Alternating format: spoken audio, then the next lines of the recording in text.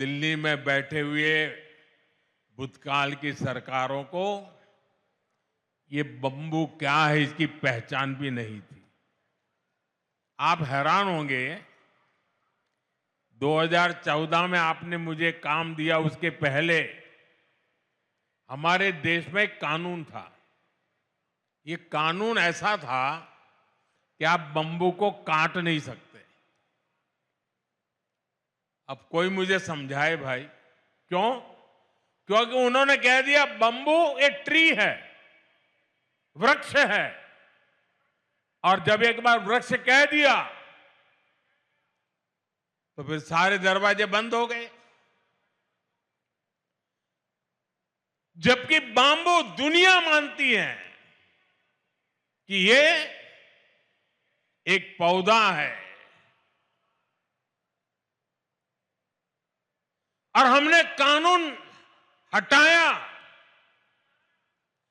और ग्रास की कैटेगरी में जो सचमुच में बम्बू की पहचान है उसमें लाया, और तब जाकर के आज ये बाम्बू से इतनी बड़ी भव्य इमारत निर्माण हुई है। और आज अगर आप सोशल मीडिया देखोगे तो दुनिया भर में भारत के एयरपोर्ट की रचनाओं की चर्चा हो रही है। साथियों, इंफ्रास्ट्रक्चर के इस विकास का बहुत बड़ा संदेश भारत की विकास यात्रा की पहचान बन रहा है। इससे उद्योगों को बढ़ावा मिलता है, निवेशकों को कनेक्टिविटी का भरोसा मिलता है, लोकल प्रोडक्ट्स को दुनिया भर में पहुंचाने का रास्ता खुलता है, और सबसे बड़ा भरोसा उस युवा को मिलता है जिसके लिए नए अवसर पैदा होते हैं। और इसलिए आज हम असम को असीम संभावनाओं की इस उड़ान पर आगे बढ़ते देख रहे हैं। साथियों, आज भारत को देखने का दुनिया का नजरिया बदला है और भारत की भूमिका भी बदली है। भारत अब दुनिया की तीसरी सबसे बड़ी अर्थव्यवस्था बनने जा रहा है। 11 साल के भीतर भीतर ये कैसे हुआ? साथियों, इसमें बहुत बड़ी भूमिका आधुनिक इंफ्रास्ट्रक्चर के विकास की है। भारत 2047 की तैयारी कर रहा है। विकसित भारत के संकल्प को सिद्ध करने के लिए हम इंफ्रास्ट्रक्चर पर फोकस कर रहे हैं, और सबसे अहम बात यह है कि विकास के इस महान अभियान में देश के हर राज्य के हर क्षेत्र की भागीदारी है।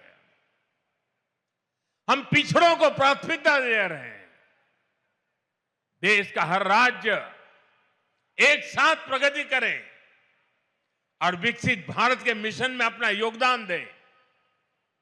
हमारी सरकार इस दिशा में काम कर रही है, और मुझे खुशी है कि आज असम और पूर्वोत्तर हमारे इस मिशन का नेतृत्व कर रहे हैं। हमने एक्ट ईस्ट पॉलिसी के जरिए पूर्वोत्तर को प्राथमिकता दी, और आज हम असम को भारत के ईस्टर्न गेटवे के रूप में उभरता देख रहे हैं। असम भारत को आसियान देशों से जोड़ने के लिए ब्रिज की भूमिका निभा रहा है। ये शुरुआत अभी बहुत आगे तक जाएगी, और असम कई क्षेत्रों में विकसित भारत का इंजन बनेगा।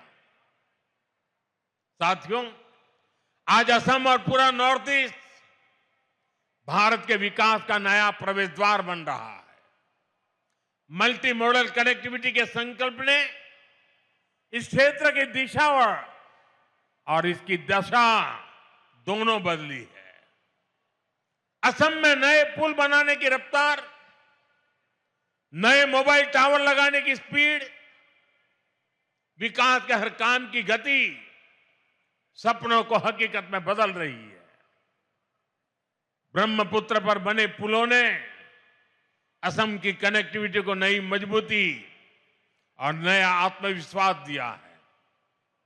आजादी के बाद के 6-7 दशक में यहां केवल 3 बड़े पुल बन पाए थे, लेकिन पिछले 1 दशक में 4 नए मेगा ब्रिज पूरे किए गए हैं।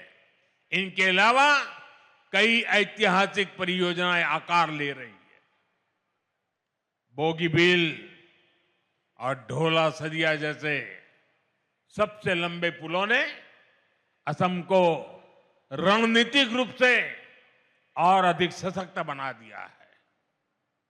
रेलवे कनेक्टिविटी में भी एक क्रांतिकारी बदलाव आया है। बोगीबील ब्रिज के शुरू होने से अपर असम और देश के बाकी हिस्सों के बीच की दूरी सिमट गई है। गुवाहाटी से न्यू जलपाईगुड़ी तक चलने वाली वंदे भारत एक्सप्रेस ने यात्रा के समय को कम कर दिया है। देश में वाटरवेज के विकास का फायदा भी असम को मिल रहा है। कार्गो ट्रैफिक में 140% की बढ़ोतरी हुई है। इस बात का प्रमाण है कि ब्रह्मपुत्र केवल नदी नहीं, बल्कि आर्थिक शक्ति का प्रवाह है। पांडु में पहली शिप रिपेयर सुविधा विकसित हो रही है। वाराणसी से डिब्रूगढ़ तक चलने वाली गंगा विकास क्रूज को लेकर उत्साह है। इसे north east global cruise tourism के मानचित्र पर स्थापित हो गया है। साथियों, कांग्रेस की सरकारों ने असम और पूर्वोत्तर को विकास से दूर रखने का जो पाप किया था, उसका बहुत बड़ा खामियाजा देश की सुरक्षा, एकता और अखंडता को उठाना पड़ा। कांग्रेस की सरकारों में हिंसा का दौर दशकों तक फलता फूलता रहा। हम केवल 10-11 साल के भीतर उसे खत्म करने की तरफ बढ़ रहे हैं।